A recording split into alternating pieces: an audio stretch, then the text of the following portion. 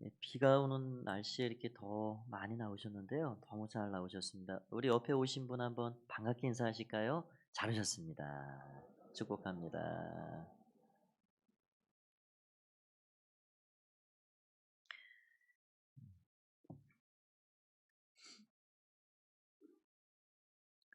예, 수요일 날 어떤 말씀으로 함께 은혜를 나눌까 생각을 하다가 어, 사무엘상부터 꾸준히 이렇게 내용을 따라가는 게 좋겠다 싶은 마음이 들었습니다. 그래서 사무엘상 1장부터 어 뭐 한 장 한 장 나가는 것은 아니고요. 중요한 부분들을 이렇게 해서 말씀을 함께 나누고 하고자 합니다. 오늘 1장 말씀을 통해서 하나님께서 한 가정을 통해 한 여인을 통해 어떻게 역사를 이루어 가시는지 우리가 그런 것들을 보면서 좀 하나님의 손길과 섭리를 좀 발견해 가면 좋겠다 하는 생각이 듭니다. 에브라임 산지에 엘가나라는 제사장이 있었습니다.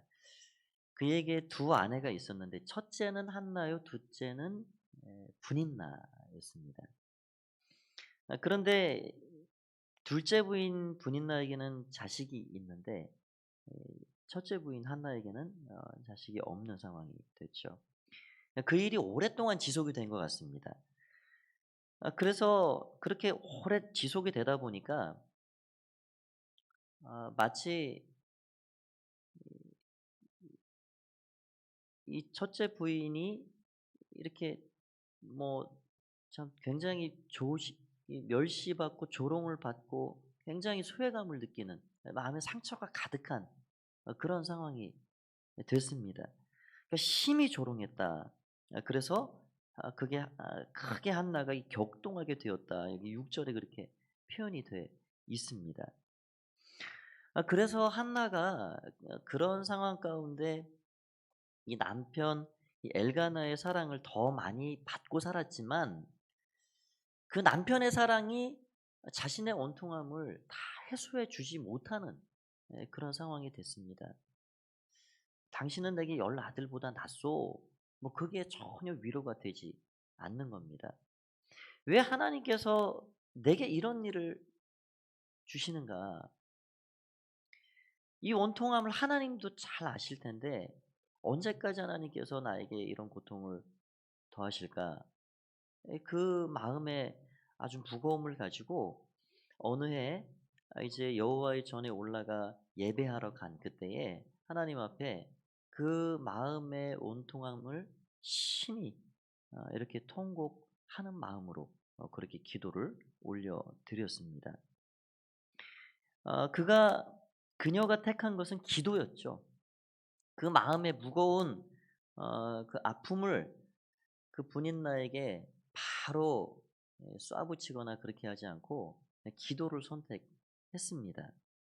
기도를 택하고 인간적인 해결을 고려하지 않고 하나님께 나아가 그것을 아뢰어 갔습니다.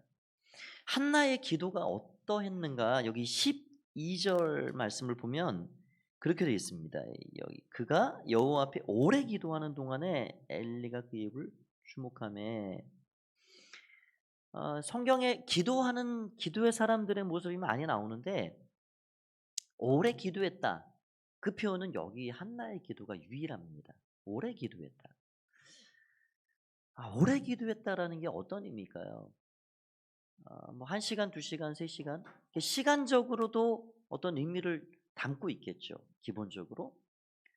그런데 이 한나가 오래 기도했다 하는 거는 그 마음에 이 원통한 마음, 무거운 마음, 이 상처된 마음이 하나님 앞에 다 아뢰어지기까지 다 쏟아놓고 하나도 남김없을 때까지 그렇게 기도했다라고 생각할 수 있습니다.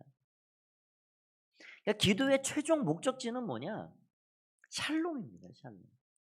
우리가 알듯이 빌립보서 4장 말씀에 아무것도 염려하지 말라.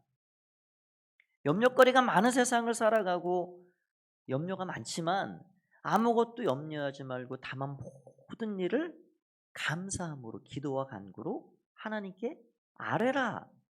그리하면 지각에 뛰어난 하나님의 평강이 그리스도 예수 안에서 내 마음과 생각을 지켜주신다. 그 평강이 샬롬입니다. 샬롬. 그러니까 솔로몬의 이름이 샬롬에서 나온 거죠. 그러니까 얼마나 다윗이 손에 피를 많이 묻히고 전쟁을 수없이 평생을 치르고 살아왔으면 진짜 좀 평안히 살고 싶다. 여러분, 우리가 인간과 관계에서 너무 치열하게 살다 보면 샬롬을 갈구하게 돼 있습니다. 내 마음은 언제나 좀 평안하게 좀 쉼을 얻고 살아갈까. 열심히 땀 흘려 평생을 일한 분들은 그 쉼을 갈구하게 돼 있죠. 또 뭐 이렇게 갈등도요, 싸움도요, 갈 때까지 가면요 꺾이는 시기가 옵니다.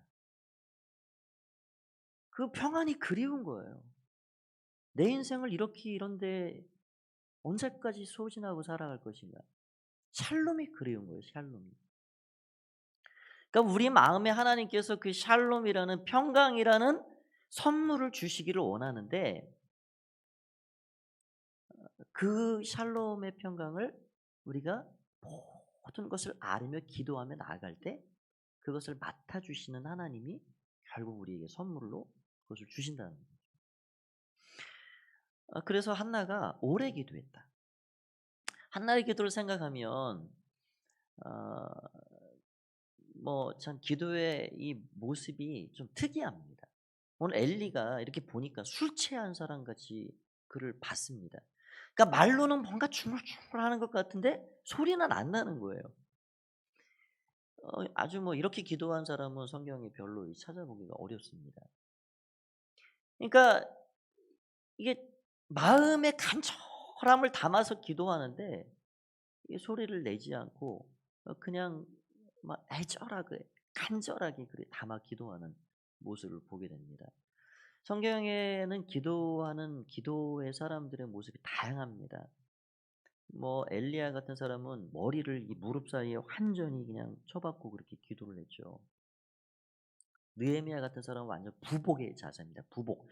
그러니까 완전히 엎드리는 겁니다. 사실 이 이슬람의 이 무슬림들이 알라에게 예배한다고 그냥 납작납작 엎드리는데 사실 구약에 예배하는 사람들의 한 모습의 특징입니다. 납작 엎드리는, 저도 그래서 가끔은 엎드립니다. 그러니까 급속한 하나님의 긍휼과 은혜와 응답이 필요할 때, 내가 연약함을 가지고 하나님 앞에 정말 그 보혈의 은혜를 깊이 있게 내가 찾을 때 그냥 얼굴을 땅에 대버립니다. 이 느헤미야 같은 사람이 그렇게 기도를 했어요. 구약의 많은 의인들이 그렇게 부복하는 기도를 드렸습니다. 여러분, 땅에 내 얼굴을 대고 납작 엎드려 버리면 마치 땅 냄새가 나는 것 같아요. 땅하고 어쨌든 가까워지잖아요. 땅 냄새는 뭐냐? 내가 땅이지. 내가 흙이지. 내가 원래 위치가 거기지. 내가 때 되면 그리로 돌아가는 존재이지. 그러니까 내가 높은 마음을 품고 교만하게 그렇게 살 존재가 아님을 알게 됩니다. 그리고 나 자신은 원래부터 그렇게 연약한 존재로 그 본성을, 죄의 본성을 가지고 있는 존재임을 느끼게 됩니다. 흙냄새가 좋죠. 흙냄새가. 우리가 요즘은 흙냄새를 잘 못 맡고 살아가잖아요. 부복하는 기도의 은혜가 거기 있습니다. 납작 엎드려 항복하는 거죠. 저는 완전히 주님 앞에 그냥 모든 것을 기를 내 힘 자체를 그냥 빼버립니다. 하나님, 그냥 항복합니다. 부복하는 기도는 엎드리는 겁니다. 또 솔로몬 같은 사람은 서서 기도했습니다. 백성들을 축복하고 또 하나님께 기도할 때 열왕기 말씀에 보면은 두 손을 높이 들고 서서 기도를 드렸습니다. 이 기도의 다양한 그런 모습들이 성경에 나옵니다. 근데 한나의 기도, 말은 하진 않지만 입을 중얼거리는 그런 기도. 그런 기도를 하나님께 올려드렸는데 오래 기도했다. 처음에는 분명히 그가 마음의 원통함을 가지고 기도를 시작했겠죠. 뭐 그게 자기의 고백입니다. 엘리에게 그렇게 제사장에게 이야기를 합니다.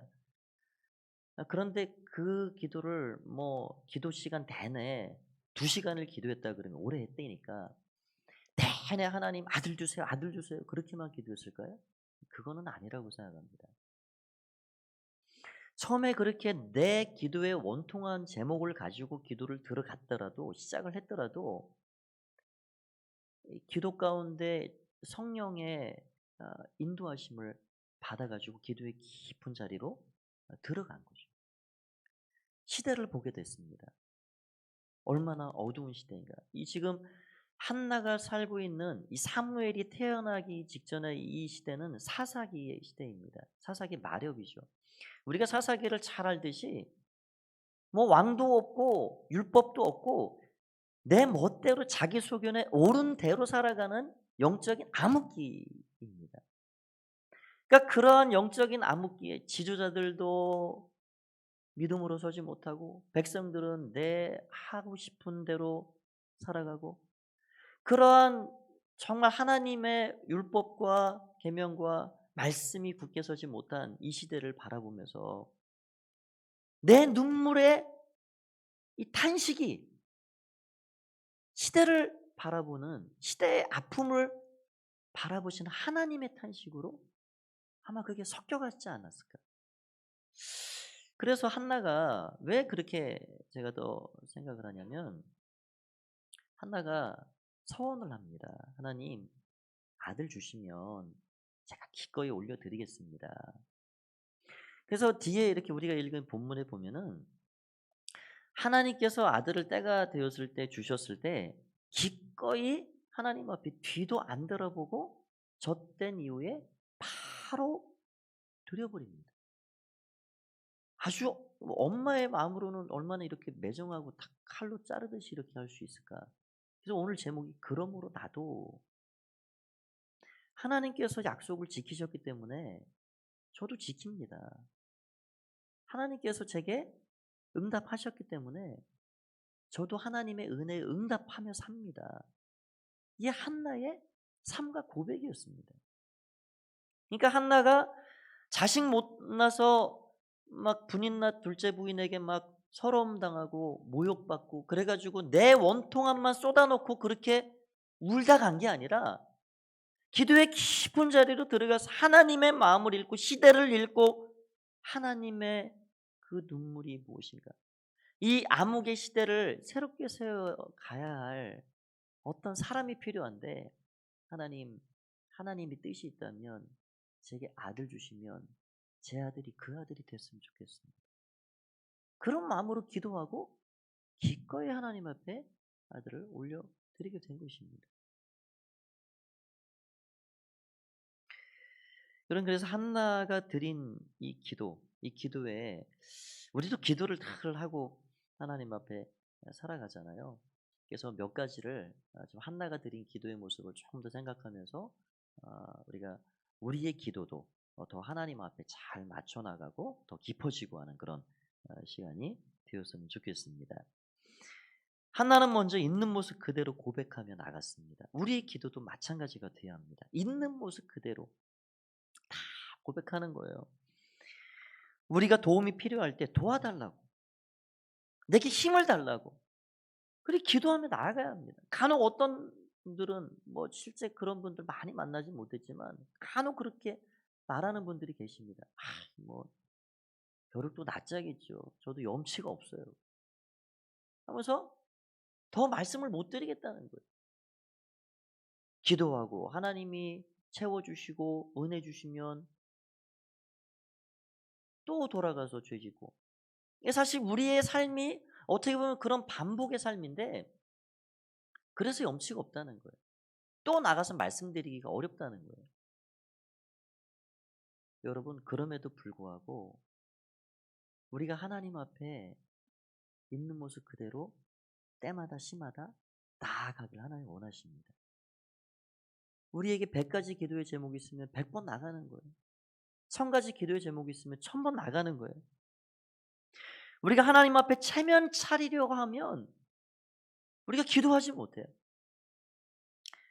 여러분 염치가 없다 생각할지 모르지만 원래 우리는 모두 염치가 없는 사람들입니다. 이미 염치 없이 삽니다. 그런 은혜를 이미 받고 사는 존재들이에요. 염치가 없죠, 사실 하나님 앞에. 염치 없을 때 많습니다. 하나님 또 말씀드리네요. 또 넘어졌네요. 또 이 모양입니다. 지금 한 달 이제 가까이 다 지나고 있는데 주님 앞에 마음 먹은 거 벌써 이렇게 한 달 쑥 지나가는데 제 마음이 이렇습니다. 그런 거예요. 아, 참 오늘 제가 참 들어오면서 너무 하나님께 감사한 마음입니다. 참 비가 오는데도 불구하고 참 많이 나오셨습니다. 우리가 예배를 잘 시작해야 되겠습니다. 예배에 내 마음을 전심을 쏟고 생명을 걸듯이 예배의 승리자가 되면 하나님 우리 삶을 책임지십니다. 복 주십니다. 기도하는 권사님이 기도가 마음을 참 닿게 합니다. 우리 찬양팀이 이렇게 나와서 다 나오셨다고 하는데 하나님 얼마나 기뻐하실까요? 우리의 마음을 그렇게 올려드리는 겁니다. 우리는 이미 염치 없이 하나님 앞에 나아가 살고 있고 그 모습 그대로를 받아주시는 주님은 우리를 너무 잘 알고 계시고 우리가 그 있는 모습 그대로 고백하며 나아가기를 원하십니다. 앞으로도 계속 우리 염치 없이 살아야 돼요. 어쩔 수 없어요. 주님의 은혜가 우리를 살게 하잖아요. 그래서 우리는 하나님 앞에 있는 모습 그대로 계속해서 고백하며 나아가는 것입니다. 우리의 수치까지도 다 아시는 주님, 우리가 하나님 앞에 체면을 차릴 것도 우리를 포장할 것도 없는 것이죠. 사람에게서는 우리가 때로는 이미지도 관리하고 그렇게 할 필요가 있습니다. 그러나 하나님 앞에서는 우리는 벌거벗은 마음과 벌거벗은 심령으로 나아가야 합니다. 그게 한나의 모습입니다. 한나가 거룩하게 뭐 누구 보라고 그렇게 기도한 것이 아닙니다. 술 취한 사람처럼 그 애절함과 간절함을 가지고 벌거벗는 마음으로 그렇게 간구하며 나아갔다라는 것이죠. 여러분 우리가 친구들에게는 야 이것 좀 해줘. 너무 좋은 친구, 친한 친구라 할지라도 2번, 3번 부탁하면 그 친구 조금 한 발 뒤로 물러가게 돼 있습니다. 아무리 좋은 친구도 사람은 그렇게 돼 있습니다. 그러나 하나님은 그렇지 않습니다. 우리의 가장 좋은 친구 되시는 예수님은 우리가 있는 것을 모든 것마다 가지고 갈 때마다 부탁하고 또 부탁해도 그분은 뒤로 물러나지 않으십니다. 우리가 말씀드리는 것마다 받아주시고 새로운 것을 응답해 주시는 좋으신 분이십니다. 두 번째로는 우리가 하나님 앞에 기도할 때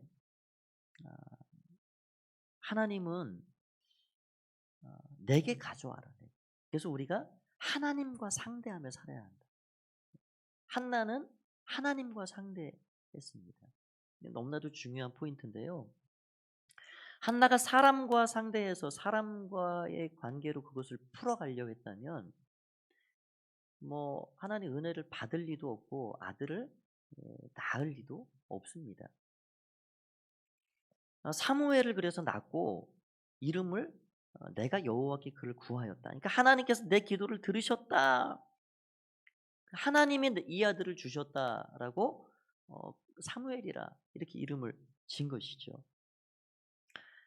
그러니까 한나는 하나님과 상대했습니다. 하나님과 상대했다는 것이죠.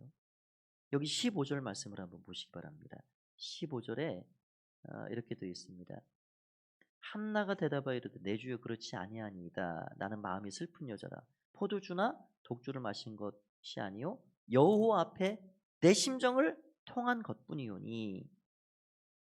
하나님 앞에 내 심정을 통한 것입니다. 사람에게가 아니라 하나님 앞에 내 심정을 통한 것입니다. 여러분 다윗이 그러했습니다. 다윗이라 믿음의 사람이라 그렇게 불려지는 이유가 여러 가지가 있지만 그는 하나님과 상대하며 살았던 스케일이 큰 사람입니다. 다윗은 그와 그의 부하들이 이 사울을 자기를 막 쥐잡듯이 잡아 죽이려 하니 이 사울을 죽일 기회가 두 번이나 찾아왔을 때 이때입니다. 지금 칼을 드십시오. 우리가 할까요? 하지 말라고 놔둬라. 하나님 기름 부어 세운 아니시다. 그러니까 다윗은요 인간 사울하고 상대하지 않았어요. 그 문제를 하나님과 상대했습니다. 다윗이 아들 압살롬에게 막 벗은 발로 이렇게 도망 나갈 때 베냐민 지파의 이 사울 가문에 시므이라는 사람이 있었어요. 그 시므이가 다윗을 막 이렇게 쫓아오면서 한 번 소리 지르고 저주하고 끝낸 게 아니라 다윗을 막 따라오면서 피를 흘린 자여 사악한 자여 가거라 가거라 너 꼴 좋다 저주를 막 퍼부으면서 계속 그렇게 다윗의 마음에 비수를 꽂게 됩니다. 근데 그때도 이 요압이라든지 부하들이 성경 표현 그대로 말하면 저 죽은 개 같은 자를 지금 단칼에 가서 칠까요? 옆에 사람들이 보는데 자기들의 왕을 저렇게 막 모욕하고 저주하고 따라오는 저 인간을 가만히 내둬야 되겠습니까? 네, 그런 거죠. 그런데요 다윗이 둬라 내비둬라. 하나님이 저 입술을 통해서 나를 지금 저주한다. 어찌 내가 맞겠느냐? 어찌 저 사람을 죽일 수 있겠느냐? 다윗이 그래서 큰 겁니다. 여러분 이 자잘한 일에 가타부타 네가 잘했냐 내가 잘했냐 사람과 상대하면 답이 안 나와. 다윗이 다윗 될 수 있었던 이유는 시므이랑 상대하지 않았어요. 사울하고 상대하지 않았어요. 수많은 원수들이 자신을 조롱하고 너 하나님 믿는 하나님 바라보고 의지하는 사람인데 또 어떻게 삶이 그 모양이냐 저주를 퍼부어도 그 사람들을 똑같이 상대하지 않았습니다. 모든 면에서 하나님과 상대한 여러분 하나님의 사람들은 사람들과 상대하는 사람들이 아닙니다. 하나님과 상대하고 사는 사람들입니다. 그러니까 차원이 높은 거예요. 그래서 세상 사람들하고 싸우지 마세요. 교회 안에서도 마찬가지입니다. 우리가 사람들과 상대하는 그런 사람들이 아닙니다. 우리는 하나님과 상대합니다. 하나님 앞에 말씀드리고 하나님 앞에 나아가는 겁니다. 여러분 한 가지 문제를 해결한 사람은 그 다음 오는 문제를 해결하기가 참 쉽습니다. 지금 한나가 하나님과 상대해서 이 큰 문제를 해결받았습니다. 그러니까 사무엘이다. 하나님이 내 기도를 들으셨고 나에게 응답 주셨다. 그 확신이 한나의 삶에 있으니까 앞으로의 모든 삶에 다가오는 문제는 문제거리가 되지 않습니다. 여러분 에베레스트를 정복한 이 등반가들은요. 우리는 저 지리산, 한라산 그거 뭐 2박 3일 어떻게 거기 꼭대기를 갔다 오지? 그거는 동네 뒷산과 같은 거예요. 에베레스트를 정복한 사람에게는 그 뒷산입니다. 그럼 우리가 우리 인생이 시시때때로 다가오는 이 큰 산들이 있는데 그 산을 한번 너끈히 하나님이 주시는 하나님과 상대해서 하나님이 주시는 은혜로 넘어가 버리면 그 다음 다가오는 이 산들은 우리 그렇게 태산처럼 보이지 않습니다. 기도에 간절한 마음을 올려드렸을 때 하나님께서 내 기도를 들으셨다. 내가 기도했을 때 하나님께서 그 위험에서 나를 건져주셨다. 그런 기도의 체험이 잊혀지지 못할 만큼 마음의 뼈에 새겨진 사람은요. 두렵지 않습니다. 문제가 두렵지 않습니다. 하나님이 내 기도를 앞으로도 여전히 들어주실 것이라는 확신이 있습니다. 그래서 우리가 언젠가 한 번은 기도의 깊은 자리로 들어갈 시간이 필요한 거예요. 기도의 낮은 자리에서 뭐 이렇게 찰랑찰랑 그렇게 이게 바다인가? 바다를 못 본 사람이 그냥 무릎에 그냥 발목에 차는 그 물에 찰랑찰랑 물장구 치고 노는 것으로는 바다의 깊이를 알 수가 없습니다. 언젠가 우리의 삶에 하나님께서 그런 은혜를 하나님 강권해서라도 맛보게 하시는 거예요. 우리가 기도의 깊은 자리로 들어가서 하나님이 내 기도를 들으시는구나. 하나님 나를 아시는구나. 내 고통도 내 마음도 모든 것들을 모르시는 줄 알았는데 하나님 다 알고 계셨구나. 그런 기도의 응답이 우리에게 필요합니다. 그러면 우리가 그 기도 가운데서 깊이 하나님과 교제하고 교통하며 살아갈 수 있는 은혜가 거기서부터 출발이 되는 거죠. 그래서 우리는 어떠한 문제가 다가올 때 믿음의 사람들은 하나님과 상대하며 사는 사람들입니다. 한나가 그걸 우리에게 보여주고 있습니다.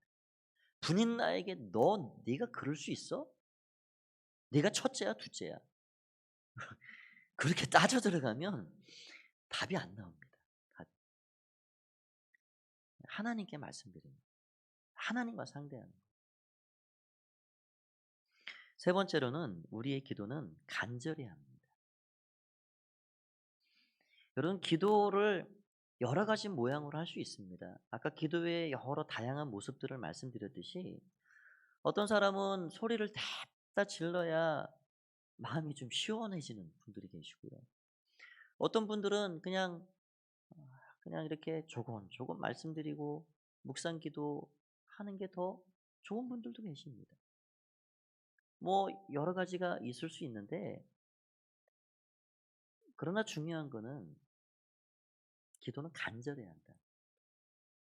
여러분 우리의 마음이 간절해지면 기도의 모양은 여러 가지로 표현이 됩니다. 제가 기도원에서 한 3, 4년 이렇게 공동체 생활을 좀 했는데 그때는 한 20대 후반, 30대 초반 이렇게 참 기도원이니까 뭐 잠잠히 기도할 리가 없죠. 그냥 부르짖어서 기도하고 산에서도 기도하고 하는데 겨울에도 땀이 나서 반팔을 입고 기도할 만큼 그런 일들이 추억이 납니다. 간절하면요. 땀도 납니다. 땀도. 여러분 땀 나도록 한번 기도해 보셨습니까? 땀 나도록. 예수님의 기도가 그런 거 아니에요? 예수님의 기도가 땀 한 방울이 아니라 그 땀방울이 핏방울이 되기까지 진액을 쏟아놓는 기도를 하나님께 올려드린 거예요. 그 마음의 간절함을 아십니까? 십자가를 훤히 알고 계신 그 주님께서 6시간 동안 매달려 그렇게 모든 것들을 쏟아놓고 가셔야 할 육신을 입고 있는 그 주님께서 할 수 있으면 이 잔을 옮겨주십시오 아버지. 그렇지만 하나님 뜻이면 하나님 뜻대로 해주십시오. 간절함을 그렇게 올려드린 거죠. 여러분 간절하면 눈물도 납니다. 땀도 나지만 눈물도 납니다. 내가 기도하다가 눈물 한 방울 안 흘려보셨다. 하나님께 더 간절히 깊은 마음으로 한번 기도했으면 좋겠습니다. 여러분 간절하면 소리도 지릅니다. 아버지 하고 내 마음을 쏟아놓게 돼 있어요. 간절하면 여러 가지로 표현됩니다. 꼭 통성 기도하십시오. 꼭 묵상 조용히 기도하십시오. 그런 게 아닙니다. 간절하면 모양은 다르지만 간절함이 표현이 됩니다. 한나의 기도는 간절한 기도였어요. 그래서 때로는 하나님께서 오늘 이 시간 내 마음 깊이 날 붙잡아 주시지 않으시면 나 이 자리 못 나갑니다. 나 이 문 밖으로 못 나갑니다. 그런 사생 결단의 기도가 우리에게 때로는 필요합니다. 그런 간절함으로 우리가 하나님 앞에 기도해야 할 때가 필요합니다. 그렇게 하나님 앞에 기도했을 때 하나님께서 어떻게 하셨냐. 이 19절 말씀을 한번 다시 한번 읽을까요? 읽은 19절입니다. 시작. 그들이 아침에 일찍 일어나 여호와 앞에 경배하고 돌아가 라마의 자기 집에 이르니라. 엘가나가 그의 아내 한나와 동침함에 여호와께서 그를 생각하신지라. 아멘. 하나님께서 생각하셨다. 여기 생각하다라는 말이 이 자카르라는 히브리어인데요. 이 말이 새벽에 나오신 분들은 좀 기억이 나실 겁니다. 어떤 말씀이냐면 창세기 8장 1절 말씀이 이제 화면에 나오는데 그 말씀입니다. 하나님이 노아와 그와 함께 방주에는 모든 들짐승과 가축을 기억하사 하나님이 바람을 땅 위에 불게 하심에 물이 줄어들었고, 이 노아와 8가족이 방주에 딱 1년 열흘 있었는데요. 얼마나 배멀미가 심했고 얼마나 답답했을까요? 이건 뭐 하루 이틀도 아니고 1년을 넘게 이 배에 있었으니까 하나님께서 그들을 기억하셨다. 여기 개역 개정에는 기억하셨다. 옛날 번역에는 권념하셨다. 이게 뭐 무슨 딴 일 하다가 아차 하고서는 생각나고 떠오른 게 아니고요. 이, 이 자카르라는 말은 마음의 색이다. 그런 뜻입니다. 계속해서 보고 알고 계신다는 거예요. 한나를 그렇게 하나님께서 기억하고 계셨다. 그렇게 권고하시고 권념하셨다. 그런 말입니다. 이게 참 생각해보면 참 은혜가 되는 말씀입니다. 하나님이 지속적으로 우리 마음을 그렇게 아신다는 것. 지속적으로 우리가 하나님 앞에 기도하는 것 하나님 다 아신다는 것. 기억하셨다. 노아와 그 식구들이 얼마나 힘들었을까. 그래서 바람을 불게 해서 물을 빨리 말려주신 겁니다. 빨리. 예수님께서 이 비슷한 말씀을 하셨는데요. 마태복음 말씀에 이런 말씀이 있습니다. 마태복음 24장 21절 22절 말씀인데요. 제가 읽어보겠습니다. 이는 그때 큰 환란이 있겠습니다. 창세로부터 지금까지 이런 환란이 없었고 후에도 없으리라. 마지막 이 종말의 때에 예수님께 재림하실 때에 이 심판이 있게 되는데, 그 직전에 있을 이 환란이 너무 크니까 그 환란이 전에도 후에도 없는 환란인데, 그 환란에서 성도들이 당할 어려움, 그것을 생각하셔서 22절 말씀이 그렇게 되어 있습니다. 하나님이 그 날들을 감하지 아니하면 모든 육체가 구원을 얻지 못할 것이나 그러나 택한 자들을 위하여 그 날들을 감하시리라. 얼마나 힘들까? 여러분, 예를 들어서 그렇게 돼서는 안 되겠지만 전쟁이 났다. 믿는 사람 집은 그냥 폭탄도 피해가고 뭐 그런 게 아닙니다. 똑같이 환난 받습니다. 그런데 그 속에서 하나님의 은혜가 또 다르게 역사하게 되어 있죠.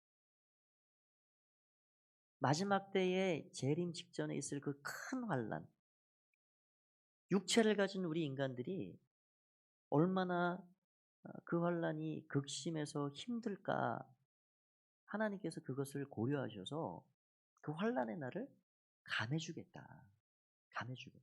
그 말씀입니다. 그러니까 하나님 다 우리의 모든 것들을 생각하시고 계신다. 그래서 그 한나의 기도를 생각하셔서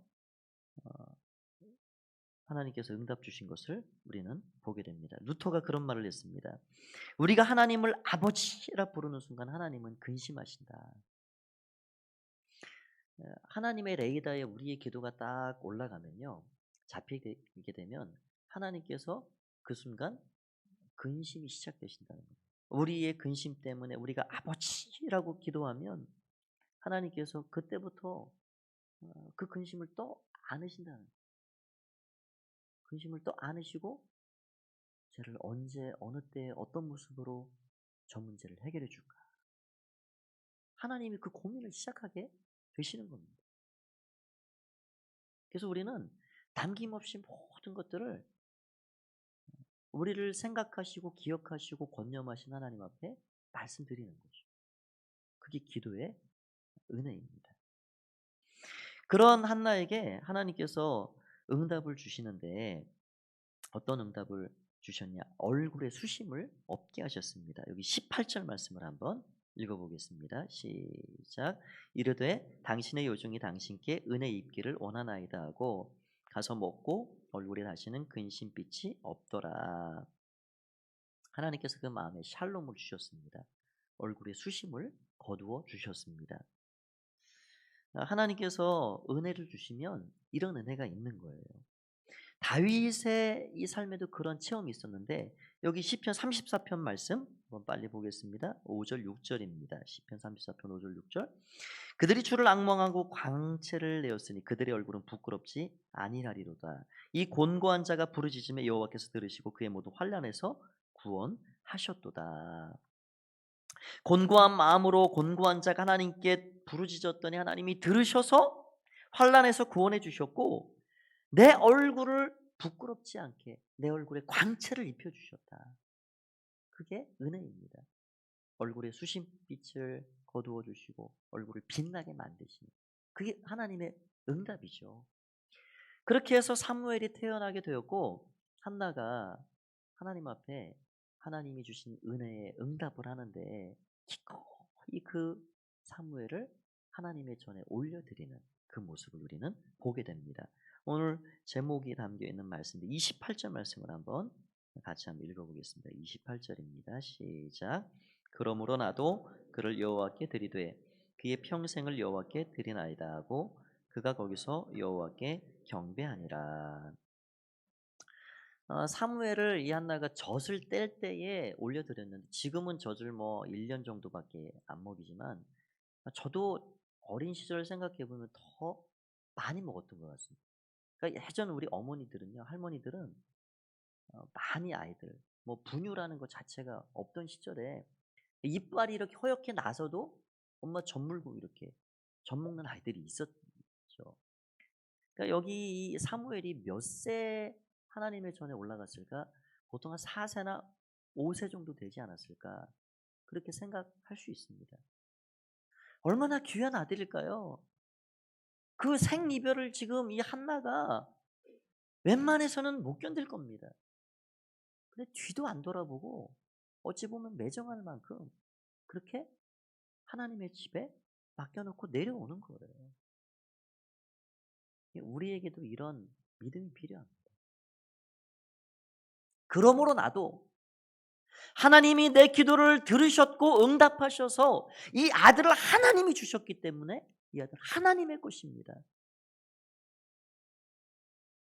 그러므로 나도 하나님께 이 아들 올려드립니다.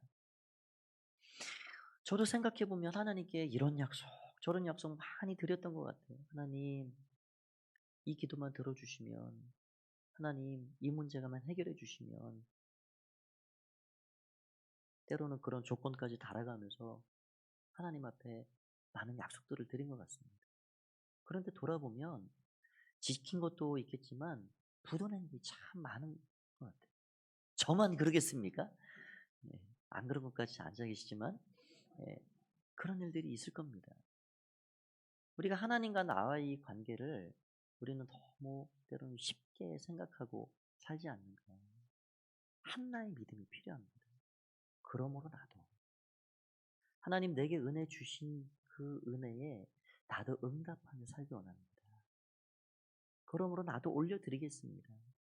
주님 필요하시면 기꺼이 드리겠습니다. 그 믿음의 고백이 필요한 겁니다. 말씀을 이제 좀 정리하고자 합니다. 하나님은 이 한나라는 이 개인의 이 삶에 고통이라는 것을 던져주셨습니다. 그런데 이 고통이 진짜 고통일까요? 고통같이 포장은 됐지만 이게 진주가 들어있는 고통입니다. 너무 귀한 선물과 같아요. 하나님이 우리 삶에 그런 것들을 던져주십니다. 보기에는 너무 힘들어 보여요. 그런데 그 안에 보석과 같은 너무나도 귀한 것들이 들어있습니다. 사사시대에 이런 영적인 암흑기를 새로운 새 시대를 열어갈 아들 사무엘을 태어나게 하는 이 한나, 그의 고통을 통해서 눈물과 애절함과 간절함을 통해서 사람과 상대하지 않고 하나님과 상대해서 하나님께 말씀드려서 하나님의 응답을 받고 그 아들을 기꺼이 그러므로 나도 약속을 부도내지 않고 하나님께 그러므로 나도 드립니다. 기꺼이 올려드렸더니 한나를 통해서 새 시대, 새 역사는 시작이 되어가는 것입니다. 저는 우리 교회가 이렇게 한나와 같이 간절히 기도하는 교회가 되어졌으면 좋겠다. 그런 기도의 사람이 많아졌으면 좋겠다. 기도합니다. 기도하지 않는 인생은 빈 껍데기와 같습니다. 기도는 우리의 빈 공간을, 모든 공간을 채우는 하나님의 은혜의 도구입니다. 우리 교회가 정말 기도가 가득한 공동체, 기도의 소리가 큰 공동체, 사람의 소리가 큰 것이 아니라 기도의 소리가 큰 공동체. 여러분, 사람의 소리가 큰 교회들은요, 잘 되는 교회가 아닙니다. 기도의 소리가 큰 교회가 잘 되는 교회입니다. 성령의 운행하심이 있고 성령님이 그래서 주시는 샬롬이 있고, 교회가 평안하면 얼마나 든든히 세워져 갈까요? 우리가 기도를 많이 하면 하나님께서 이 샬롬이라는 은혜를 주시는 거예요. 개인에게도 샬롬, 공동체에도 샬롬을 주시는 겁니다. 그래서 우리의 기도가 그렇게 하나님 앞에 올려지고 하나님이 큰 은혜를 우리 교회 공동체에 내려주시고, 그런 은혜가 저와 여러분 또 우리 모두에게 넘쳐나시기를 말씀을 통해 간절히 축원드립니다.